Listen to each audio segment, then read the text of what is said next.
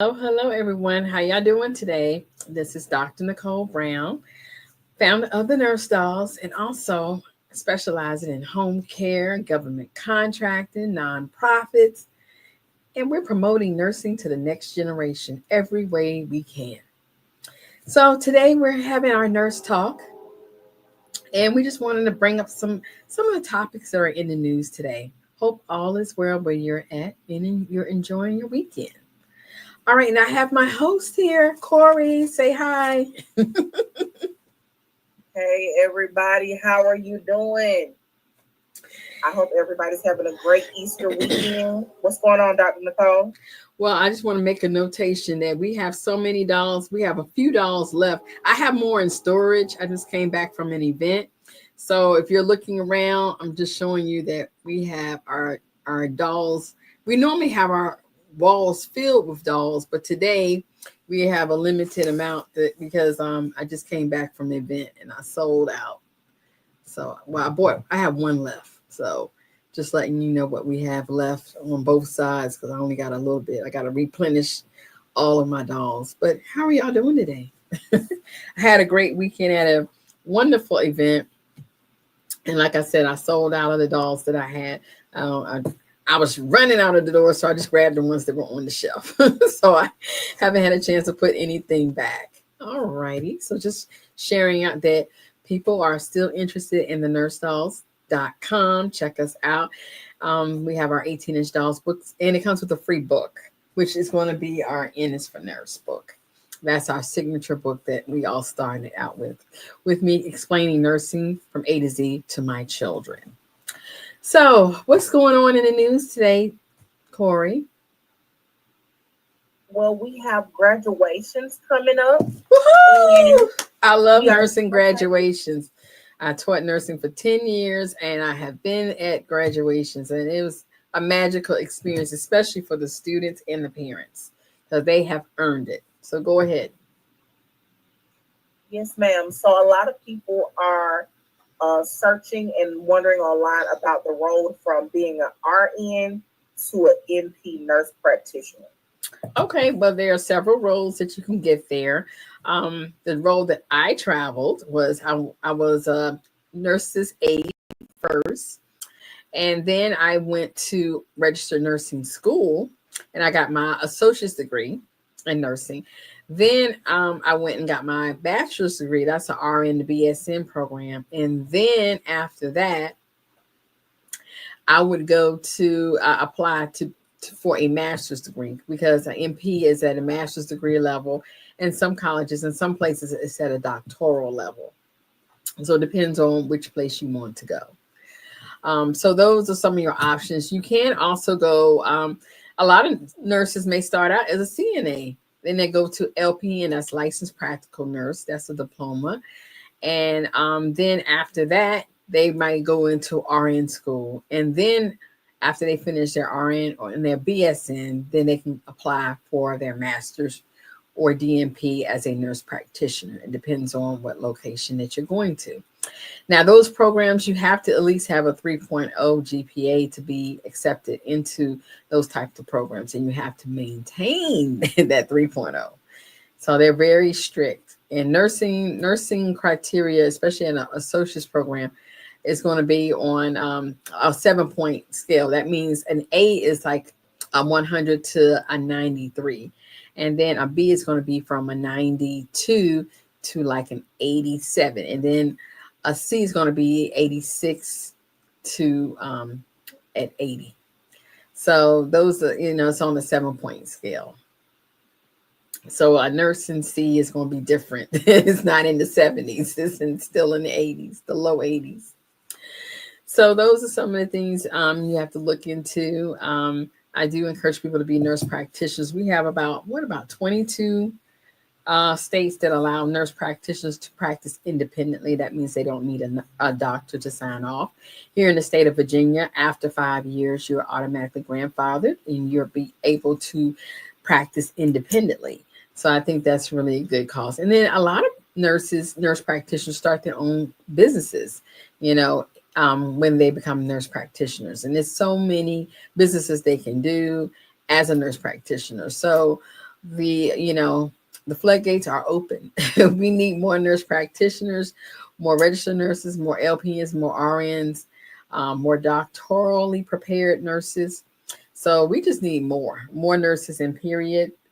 So I welcome you to and encourage you to pursue nursing.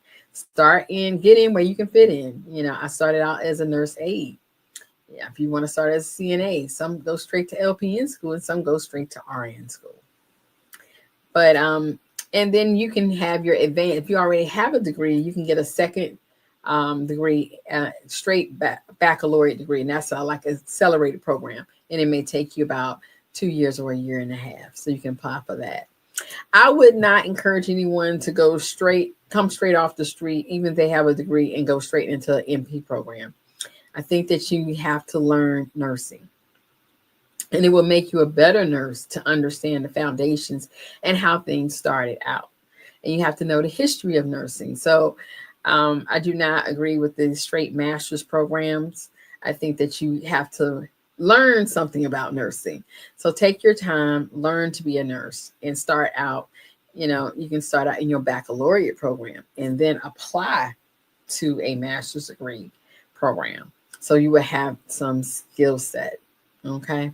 Just for safety purposes, I think you need more training. And if you ask me, you would have more training and be able to understand what nursing is. Don't just jump into it. Okay. Next question. All right. So currently, right now, the United States is going through a lot. There is a bill to save money that has been recommended by our government to decrease Medicaid overall by 10%. Well, I don't think that's a very good option. I think that what our administration is looking at is that by 2050, 25% of our population will be 65 and above. And that means these people are going to need home care services. So I think that they're trying to get stricter now on the services that are provided by Medicaid, because with Medicaid, you have to prove that you have low income. To be able to receive Medicaid, you have to have low income, and you're going to need to have non-medical or medical services to apply to. Well, for Medicaid, you're going to have their non-medical services, or we have adults who have trachs that we can offer private duty nursing under Medicaid. So those are some of the criteria for Medicaid that you would have to do. So I think that this is going to it's going to make it harder for people who really need services to acquire services. So we have to look into that. And, I think that may be why this administration is focused on that, is because they know that, right now, I think we're at 15% of our seniors are 65 and above. And by 2050, we're going to have 50%.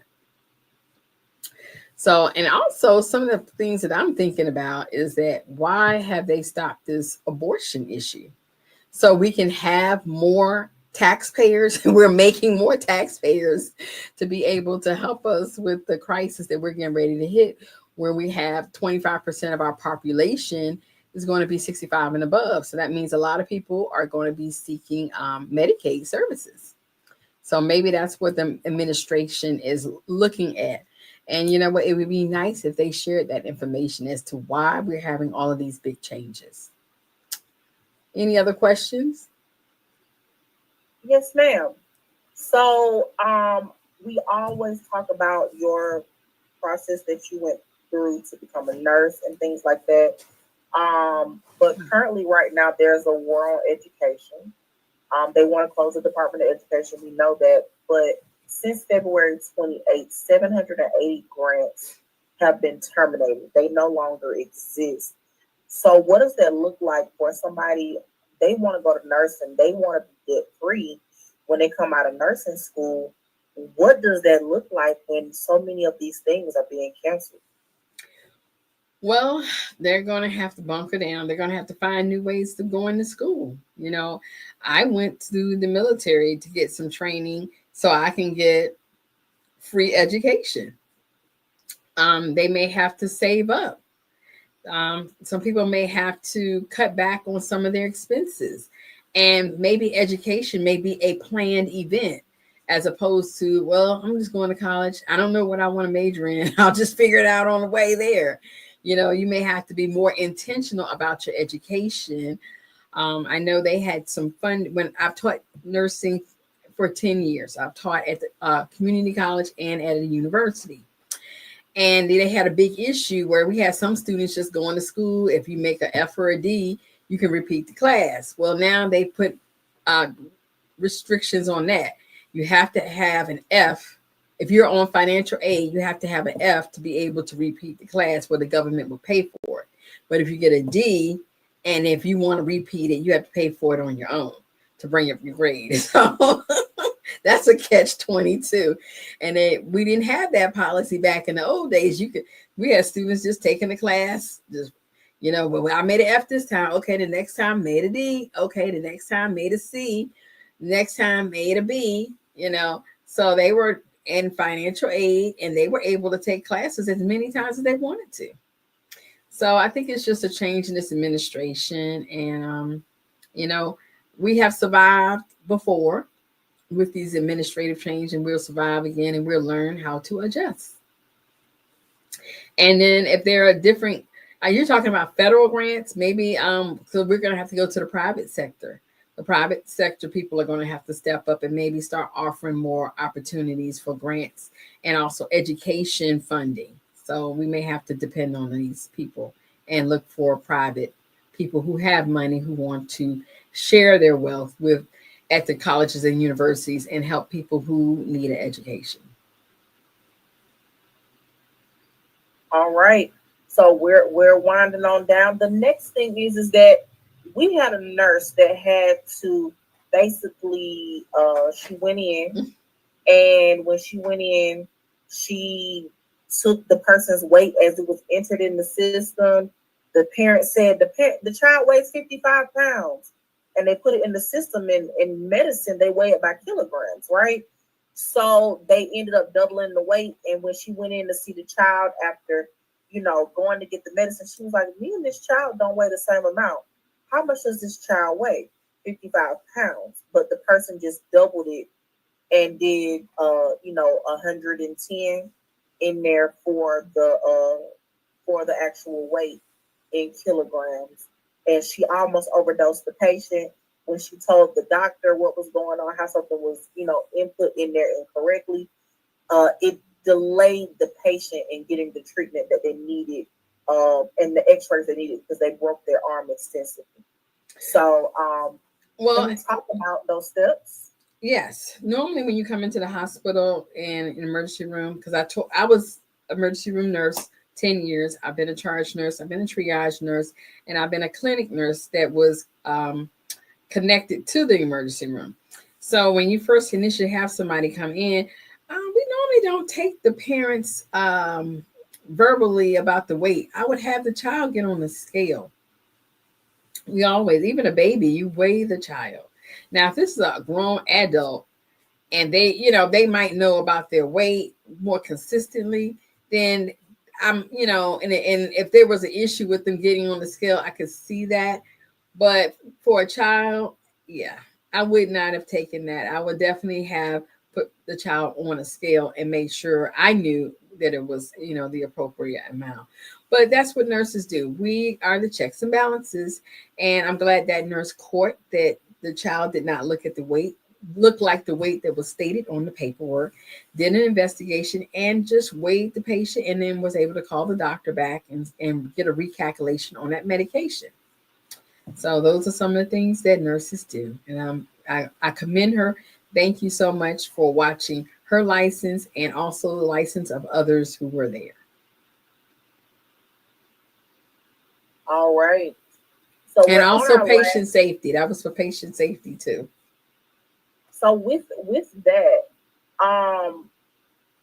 what can a nursing student do to protect themselves when a parent or somebody is really adamant saying, oh, well, the person can't stand up on the scale because they're in pain? What should a nurse do? okay, we're going to halt services until they get on the scale. That's it. I've had patients going, they come in the door, I need pain medicine. I'm like, honey, I don't know anything about you. I need to have your name. We have to do an assessment first. And they're like, I need pain medicine now. I'm like, ma'am, I don't know your name. I don't know your weight. I don't know what you're allergic to. I cannot give you medications until we take 5 minutes and fill out this paperwork so we have the information on you. And I've had clients 10, 20, 30 minutes later, they still hollering and screaming. Ma'am, the assessment takes maybe 5 minutes. I cannot give you any medicines until we do our paperwork and we do a thorough assessment. And I've had patients ask for a different nurse. And I'm like, okay, call the charge nurse. And when she assigns me you another nurse, they can come in here and do that. Good luck with that. But yeah, I don't, when I'm giving medicine, I'm practicing under my license. And we're going to follow a protocol. And a protocol says that I need to have an assessment on you, and we need the proper weight. We need vital signs and all kinds of things. So I don't give any medications, especially a narcotic, unless we have all our documentation. I'm very sorry, but we gotta be safe. All right. So Miss Williams on TikTok asked, do you give advice on pediatric patients? It depends on what the question is. What's going on?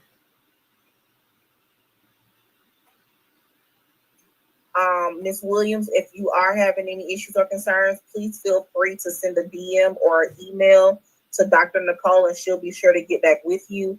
You can email her at info@thenursedolls.com or send her a direct DM on TikTok, okay? She'll be very happy to help. Or she can just put it in the chat box down here because we're going to be here another few minutes. We'll see, can we help assist her with that? All right, what's the next question? The next question is, the big thing that we have an issue with is tariffs and how they are going to affect the medical industry. There's not a lot of stuff made in the USA. No, it's not. Can we talk about this? Yes, I do not know what is the thought process of this administration. And I wish that the administration would share some of the rationales as to why we're having to go through these struggles. But we were reviewing and looking at tariffs on Canada, Mexico, and China. And I'm like, how is this going to affect our healthcare? Where for Canada makes most of our medications, especially antibiotics, our blood thinners, also medical devices such as our pulse ox machine. That shows how much oxygen is in your system. So when you go to the hospital and you're short of breath and they put your finger in a little machine and it registers and gives you, up to 100, 90 to 100 is a good sign. If it goes below that, there's an issue. And also they need to let people know we get a lot of our medical marijuana from Canada. Okay, those of y'all who are in the need of this medical marijuana, you might want to be a little bit concerned with that. I personally have never tried marijuana, but I know a lot of people do need it, and it comes more people produce more of our medical marijuana comes from from Canada. So it's going to be more expensive. And I know it's really expensive now. So expect an increase. Also from Mexico, some of the things that we use in healthcare is going to be our patient monitoring. That's going to be our heart monitors. Also our diagnostic machines, such as a Doppler to determine if you have a blood clot. Implants are made over in Mexico. Now, I'm not sure if was it a hip implant, knee implant, or was it breast implants? Which ones? It just gives a generalization implants. And also catheters. We need a lot of catheters, especially when you can't urinate. That's we have to go in with a catheter to be able to release that urine in a quick jiffy if you need that release. We have patients that come in all the time. They haven't used the bathroom, urinated in 4-6 hours. They need a catheter urgently, quick, and in a hurry, in a jiffy. So this is going to be affected if you can't get supplies from Mexico due to tariffs, and also some other supplies from China. But China makes everything for us: syringes, needles. Uh, what are some other things, Corey? Gloves. We get gloves from China. We need gloves. Those N95 masks. The N95 masks, the PPE are protective, personal protective equipment. That's how we got through COVID. We needed all this stuff from China, and anything else, because those are some big items: syringes, needles, gloves, protective equipment, and everything else. Well, China is actually the biggest person that creates new medical technologies and mass produces them. So going through that process, is it even beneficial when America is so dependent on others for our health care services? Oh, wow. Again, I wish this administration would share with us the rationale behind these tariffs, because we have things popping up. But why is my question. So I know people are protesting this new administration, because this has been a lot in these last, how many months? Wow. 4 months. Yes. Lots of changes. But we will endure. We will endure. Go ahead, Corey. If you need some aspirin, that comes from China. Most of the North American supply of aspirin comes from China, which produces about 120 billion tablets a year. Wow. That's really, we need China. We need all of these services. We need Mexico. We need Canada. This is for our health care. So I don't know what else we're going to do. We're going to have to start writing your senators and congresspersons and letting them know that this is not looking good and you don't understand why.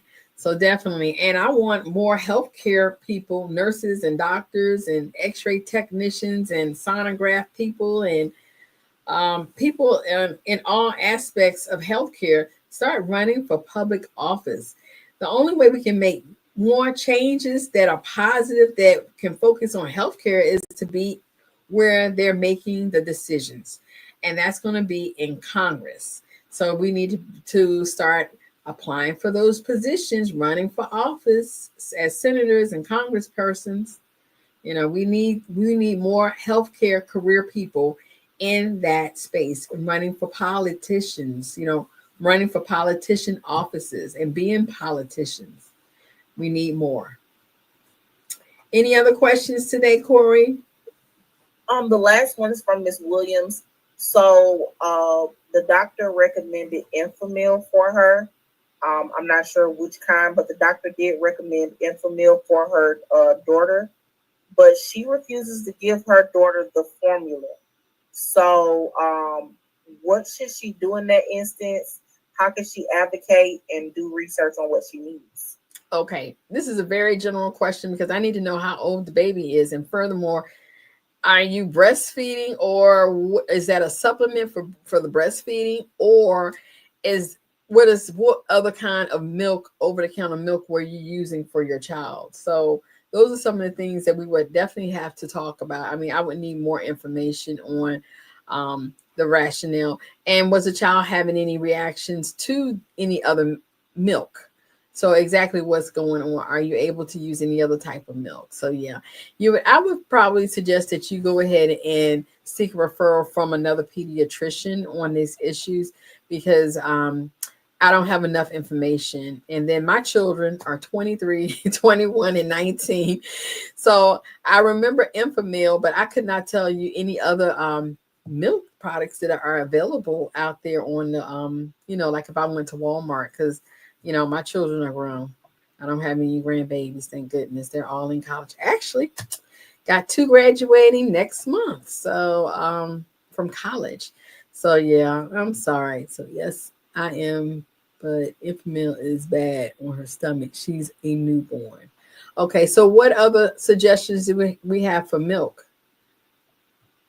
What other suggestions? Are you breastfeeding at all? Is this the supplement?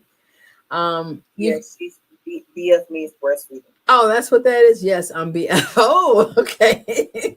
I didn't even know that. Okay. I didn't know that BF was meaning that. If it was bad for her stomach, she's a newborn. Yeah. What do you mean by newborn? Is that a whole month, or did you have the baby this week, last week? Because there are many different things. I can't type the word OB. I'm BF. Okay. But yeah, I would definitely go with a second opinion to see what's going on. Oh, she was born on March the 9th. Okay. Oh, okay. So we're like 6 weeks, over 6 weeks. Okay. Yeah. Are you using gas drops? Because what I had to do with my children was to put gas drops on their tongue before the milk and after, and I also put a 1 or 2 drops in the formula, shook it up to make sure the air bubbles go away, and then gave them the milk. And that seemed to solve some of the problems and help with the gas on their stomach due to the bottled milk. Also, you invert, like a nipple, and then you would pull back and you'll be able to see the bubbles disappear. And then you give the baby the bottle. So those are some of the things that I would do. So let's go over that one more time. I would put a couple of drops of liquid gas drops in the bottle, shake it up, turn it upside down, invert the needle, pull it back, and you would watch the air bubbles go to the top. And once they disappear, then give that bottle to the baby. And that will help decrease some of the air on their stomach. And I don't want to give you any other advice about, I hope you have a mom or a grandmother who maybe can help you about, because they're saying, don't put cereal in a bottle, So I don't want to be on camera saying anything about that to help the baby go to sleep. But, there were some things that I had to do to make sure the baby went to sleep. And I was able to get at 30, well, my first child, of course, he drove me crazy. He was awaking every 2 freaking hours and every 4 hours. But my other 2, oh no, honey, I had them, they were going to bed at least a good 5-6 hours within a month. So one of the things you have to do is be on top of what's going on with the baby. And because babies have patterns. But as a mom, you got to be on top of the pattern, such as when what time the baby is going to be wet, when you got to change the baby, when you have to feed the baby, and some things you got to do in place so you won't have to be awakened in the middle of the night, those types of things. So I don't know if you have any other children, but some of those things, you just got to be proactive, I would say. That's one of the things I had to do with my last 2. I was proactive. My first son, I'll be like, oh my God, he's awake again. But my second 2, I learned I had to be proactive, and I had to know what exactly what was he going to be needing? He's going to be needing to be changed, diapered, changed, milk. And also, are you doing cold milk? When you're doing are you making the bottles and putting them in the refrigerator? I would say don't do that. That's very hard on a baby's stomach. What I would do is I use the infant water, the infant water that you can buy where the baby stuff is at, and keep that room temperature. Only make the bottle when it's time to feed the baby. You get the bottle and you pour the water in the bottle. You shake that up. Then I would add 1 or 2 drops for gas drops. Shake that up and then flip it over, invert the needle, watch the gas bubbles go away, and then feed the baby. That was one of my methods that I use. So, maybe that will help. And also ask, is there any other milk you can use? And how much is Enfamil anyway? Oh my gosh. My oldest boy, I gave him the good milk. It was $25 a container. That was 20 some years ago. My other two, they got the generic. It was $12.50. So I don't even know how much container of milk costs, but I know either which way is very expensive. So yeah, It those depends on where you go. okay. At Target, you're looking at $32.49. And they have different formulas depending on what's going on Now, with your now is that child. brand name or is that generic? It's regular Enfamil. But Enfamil also have like WIC will cover certain Enfamils. Hmm. But if your child has a special case of a medical condition or whatever, you can have your doctor write a prescription and take that to WIC. And this is just from experience. Take it to WIC, and then WIC has to give your child the specific formula in Okay. order to make sure that child has that. Okay. But you have to get a doctor to say, hey, this child can't take this. They must have this in order to survive. Because looking at what's on here, 1 can of Enfamil Nutrament is something is hypoallergenic Enfamil. Hmm. You're looking at $75.99 each. Whew. Well, Miss Williams said it was $42. Where are you living at? Wow. I'm so sorry. Oh my gosh, that's not even including childcare and diapers. Whew. Oh my gosh, that is a lot. Oh, If you have WIC, they will give you 6 cans a month, but anything after that is on you. okay. All right. Well, I hope that Miss Williams, you seek some services to get the best baby milk, for the baby. Also, if you're breastfeeding, they're also breastfeeding. Listen, there banks or something where you can contact other moms who are breastfeeding, and they can help you with some milk. Yes, Um, ma'am. I know that they have that now. Back in my day, we didn't even have the internet. Back in my day, I didn't have any options, but now they have. Is it called breastfeeding bank or what is it called? I know they have different situations where moms can get breast milk from other moms, and sometimes it's free. They might have produced a lot of milk and they want to donate to other moms who may be in need and babies in need. So those are some of the things you can look into. That might be a healthier, solution. Go to milkbank.org if you're looking for anything regarding getting donated breast milk. Milkbank.org. And I do commend you for breastfeeding. Oh my gosh. I don't know. Miss Corey, did you breastfeed at all? No, they gave up on me. I didn't breastfeed it. I breastfed the first one for 1 week. That's all I could take. I mean, it takes a special person to do breastfeeding, but also I had 3 C-sections. So, I mean, my top and my stomach can't be hurting. That's just too much pain. I mean, breastfeeding is very painful for moms.